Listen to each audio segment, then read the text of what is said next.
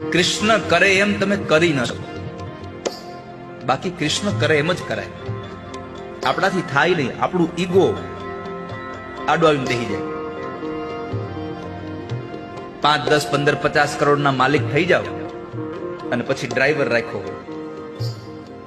મારી ગાડી ડ્રાઈવર ચલાવે અને એકાદ દિવસ ડ્રાઈવર હાજર ન હોય અને તમારે કોઈ અંગત વ્યક્તિને બેસવા જવાનું, કઈક પ્રસંગમાં જવાનું હોય, તમે હાથે ગાડી હકાવીને જાઓ?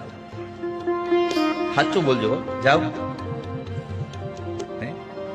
ના હો. મારું સ્ટેટસ કેવું? હું ગાડી લઈને ત્યાં જાઉં, હું પાર્ક આમ કરવા જાઉં, પાછું આવું, લોકો મારી સામું કેવું જોવે? તમે 5-50 કરોડના માલિક થઈ અને તમે તમારી ગાડી જાતે નથી ચલાવતા, આખી દુનિયાનો માલિક થઈને અર્જુનનો રથ ચલાવે છે આ કૃષ્ણ. આખી દુનિયાનો માલિક થઈને આ કૃષ્ણના જીવનમાંથી શીખવા જેવું છે કે તમારી ઊંચાઈ ગમે ત્યાં પહોંચી જાય, તમારું મસ્તક આકાશને આવી જાય.